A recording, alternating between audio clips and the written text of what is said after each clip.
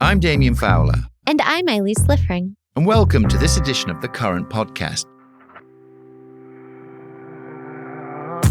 This week, we sit down with Doug Frisbie, the head of global business marketing at Snap. With around 383 million daily users, the app has a firm hold on the highly elusive Gen Z demographic. The 12-year-old platform has grown its e-commerce capabilities and continues to be on the front lines of AR. Before he joined Snap, Doug held an impressive 11-year post at Facebook. We started by asking him about those formative years when social media was still growing up. We've obviously seen social evolve in a ton of different ways. I think perhaps the most obvious is just the platform dynamic. So when I started my career at Facebook, social was desktop only, and really mobile was kind of just becoming a primary use case. And so I think the expansion or evolution of social from desktop to mobile was the most significant change. And I think one thing that is important about that is, first, it allowed people all around the world to access social platforms. So you didn't have to have a computer, and you could access with your phone. The second thing, though, from a marketing perspective, is that advertising really became a core part of the experience. So when social was desktop only, ads sort of sat off to the side. When social became core to kind of a mobile experience, ads became integrated into first feeds and then stories and all kinds of different surfaces. And so that's kind of, I think that trend is continuing as we look at things like augmented reality, which is one of the areas Snapchat's really focused on, because AR takes that even a step further and allows you to kind of really sort of put yourself into a brand, which is something that marketers have always been trying to do. And so, I think as we evolve beyond mobile, we'll continue to see that proliferation. Now, you mentioned AR, and that's obviously an integral part of the next phase. If you were to look at the big picture in terms of where social media marketing is going, could you talk a little bit about where you envision it sort of going, what's going to happen next? I can't speak necessarily to other platforms, but I can tell you how we're thinking about that at Snap. And I think, one of the other really significant changes is that social in many cases isn't social anymore. A lot of platforms started off as a way to connect friends and family, but they've sort of drifted away from that core purpose. And along with that are all the things that we've seen related to misinformation and content that divides us rather than brings us together. And, I think when we look at friendships during that period where social has really taken off, we're in the midst of a friendship recession today. If you look at the number of friends that people have compared to, let's say, the 90s, people have far fewer close friends than they used to. And some believe that is in part due to social media. And so at Snap, we sort of see a different path. We're all about enhancing your real relationships with your friends and family and bringing people closer together. And so I think hopefully we will see a swing back to that core purpose where social is something that connects us rather than divides us. I think the other thing we'll see is, we went desktop to mobile. We'll continue that trend, and whether it's wearables or glasses or devices that move beyond the desktop and the mobile device, those will be a core part of the social experience as well. Just a quick follow-up on that point. The idea of people being divided on social media. One of the things that I've noticed, of course, is the kind of age difference. There are sort of groups of people of certain ages that group together on social media platforms. So it's not a kind of multi-generational thing. Is that something you've observed? Absolutely. I mean, I think we have seen all kinds of different relationships flourish on Snapchat in particular. So it's not just close friends with each other or friends within specific age groups, but there are connections between, kids and their parents, for instance, or distant relatives that maybe don't have another way to connect with each other. And so I think it's a really multifaceted way to connect people. Each kind of social platform too today has a little bit of a demographic that they reach primarily. And I'm curious with Snapchat if you're seeing like the same kind of demo that has kind of been there since like its starting off point, which is more like younger kids and like Gen Zers. So yeah, curious what you're seeing now. Yeah, I think, our core audience on Snapchat is really the 13 to 34 demographic. But I think one thing that a lot of people don't know is that more than half of our audience is above the age of 35. And so the reasons that you use Snapchat or any other social platform, those are going to change over time as your relationships and your social dynamics evolve. But I think for Snapchat in particular, we see that evolution and people using us in different ways as they age and move from high school to college and college into the professional world. It's just about your motivations at the specific point in time and how you're getting that social fulfillment. Back to you for a second, because you actually made a career jump. You were at Toyota as like social media manager in the US. How did your experience at Toyota like shape your philosophy as a marketer when you arrived at Facebook? My years at Toyota were quite formative. So I first had the opportunity to work for a couple tremendous leaders and amazing marketers.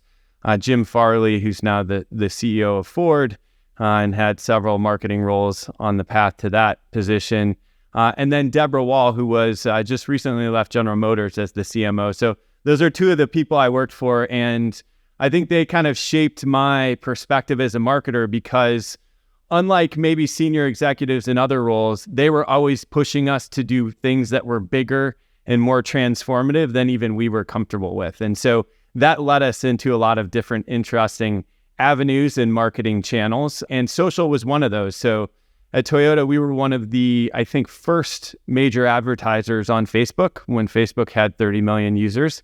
And we adopted Twitter and Dig at the time and a bunch of other platforms in kind of a test and learn fashion. So that's one way. But I think the other way, while Toyota is a manufacturing company, first and foremost, there's a couple aspects of the Toyota way or their core DNA that I think are really relevant to marketing. One of them is the idea of Genshi Genbutsu, which is the Japanese term for go and see or go to the source. And so this is the idea that the only way that you can truly understand a consumer behavior is by really going and seeing for yourself. And so, the story was when Toyota was launching their first full-size truck to compete with the F-150 and the Silverado and the Dodge Ram, they sent a team of engineers from Japan to a Dallas Cowboys tailgate and to a Home Depot in Texas.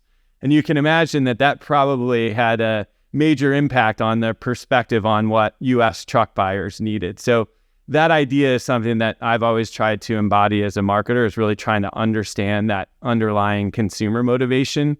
And then the other one is just the idea of Kaizen or continuous improvement and really, asking the 5 whys and trying to really get to the underlying opportunity to make something better. And so that's something I've always tried to apply and is super important in a industry that is as fast moving and dynamic as the one we're in today. The past couple of years with the pandemic and everything really wasn't the easiest years for social media companies. Ad spend slowed down quite a bit, and yet your daily active users went up. In an earnings call last year, even Snap's CEO talked about strategic priorities for the business, including growing the community and deepening engagement with products. Can you talk about how you're going about that? We've done a number of things to really drive engagement and growth over the last several quarters. So we recently announced we have 750 million people using Snapchat every month, and that's grown for several quarters in a row. And from an engagement perspective, we've introduced a lot of new features for our community. And one example of that is My AI. In case you haven't heard, AI is now a big thing. And so we have really embraced that and are trying to kind of lead the way. And so we recently rolled out our My AI chatbot all around the world. And we're steadily adding all kinds of new features to that. And so you can do things like personalize your My AI avatar. You can add My AI into conversations with friends. And you can also ask it to recommend lenses, our AR lenses, and places on the map. And so we're learning a ton along the way. It's, My AI is only a few months old. And we're adding all kinds of new features. And, that includes safeguards to make sure that, My AI is safe and that it's recommending things that that people want to hear. And so those are a couple of the things that we're doing. But, as we kind of look ahead, we're really thinking about how My AI can create opportunities for brands as well. And so we're, looking at how if you're, for instance, having a conversation with a friend, maybe planning a dinner and trying to choose a restaurant, My AI could kind of participate in that conversation and recommend something for you. And so a lot of innovation and opportunity on that front. You mentioned specific products inside the app. Could you talk a little bit about the kind of products inside the app that are drawing creators and what is Snap's place in the evolving creator economy, and how then, I guess the second part of that is how do you go about pairing creators with brands?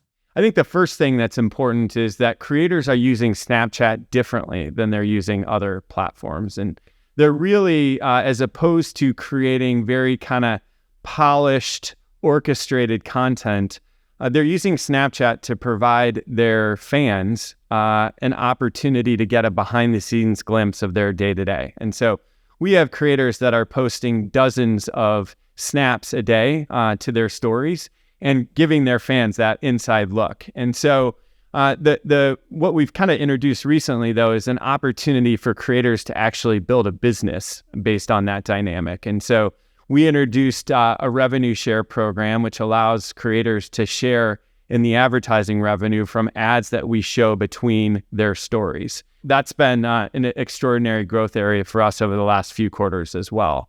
And to allow brands to capitalize on that, we recently launched something called the Snap Star Collab Studio, which really helps connect brands with creators and provides that kind of end-to-end service that makes all aspects of that partnership easier. So we're allowing brands to participate in that growth as well.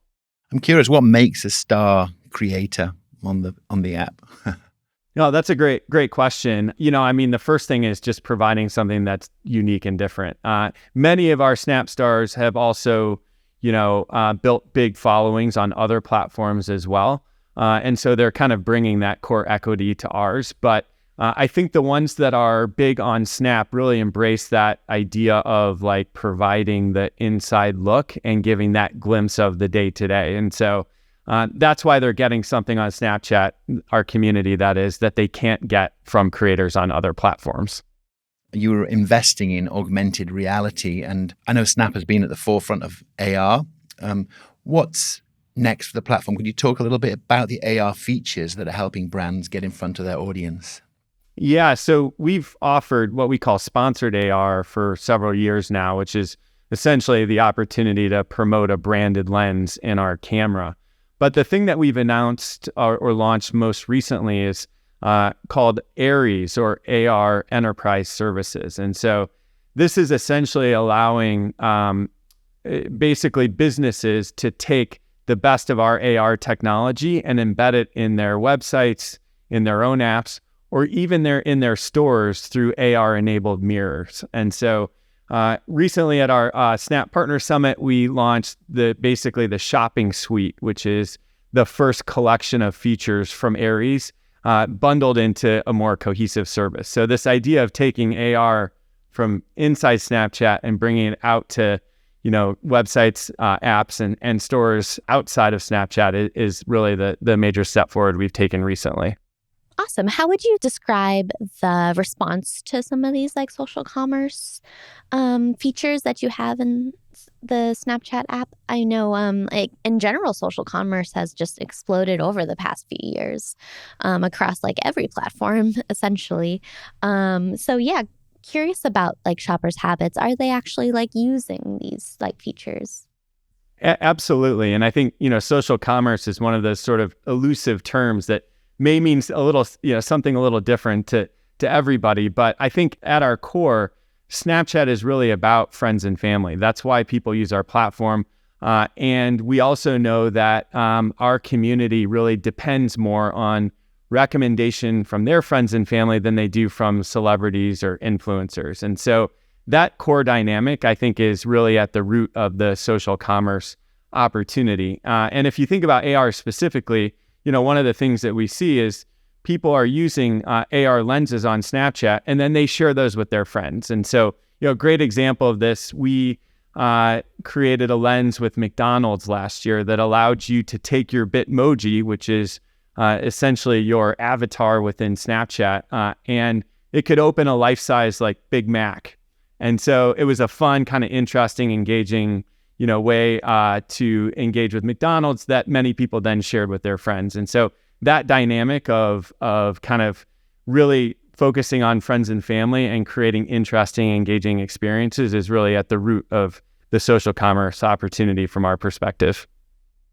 How would you then say Snapchat is like leveraging these consumer trends to then demonstrate its power to like other advertisers? Well, a few different ways. I think, we are really always trying to explain to advertisers our value proposition and how we're different. And there's really a few different layers to that. One is just our audience. And so, I mentioned earlier, we've got 750 million people using Snapchat every month, but then 383 million people using Snapchat every single day. And so we know that is not only a large audience, but it's also a unique audience, meaning we're providing kind of unique, unduplicated reach. And in addition to the audience aspect of the value proposition, and perhaps more important, is the reason why people are using Snapchat. So we know people come to Snapchat to interact and to connect with their friends and family that they have in those relationships that they have in the real world. And that makes them happier. And so we know through research we've done that we are the happiest social platform, which is a measure of pride for us. In addition to just being a good thing for the community, creates a ton of opportunities for brands. Because when people are happy, they are more receptive to all kinds of different new ideas, messages, recommendations, and that creates an opportunity for brands to have influence. And so that kind of combination of the audience and the reason why people are coming to Snapchat is at the core of what we are trying to explain to our community of advertisers and agencies.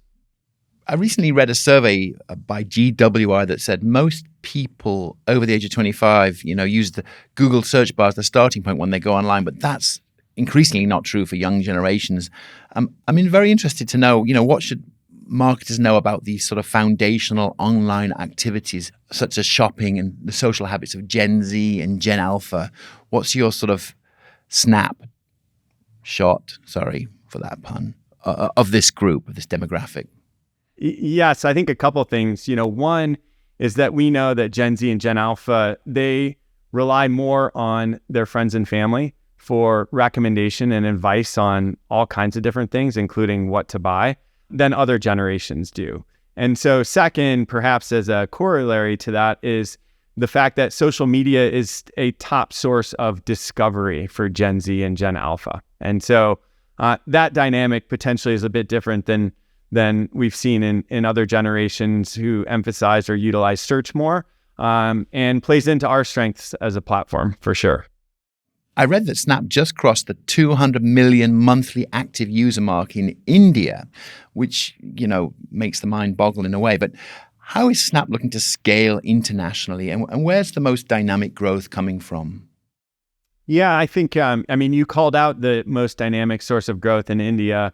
And the fact we reached, more than 200 million users, 120 million of them are watching content on our platform. So they're using multiple different features within Snapchat, and they're super engaged as a community or a country. And I think as we look to expand even further, the growth that we're seeing in India is promising for all other, many other different markets. Italy and Japan are a couple examples.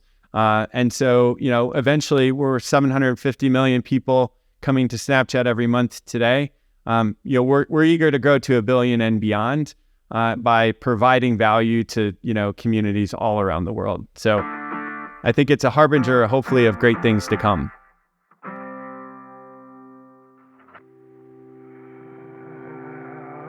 And that's it for The Current. Stay tuned because next time we have Melissa Grady-Diaz, the CMO of Cadillac. Cadillac has always been a brand that represents achievement. It's something that people who believe in the American dream and work really hard and get to a certain point in life, the Cadillac becomes part of that journey. The Current is produced by Wonder Media Network. Our theme is by Loving Caliber. The Trade Desk team includes Chris Brooklier and Kat Vesey. And remember, we are the happiest social platform, which is a measure of pride for us. In addition to just being a good thing for the community, creates a ton of opportunities for brands. I'm Elise. And I'm Damien. And we'll see you next time.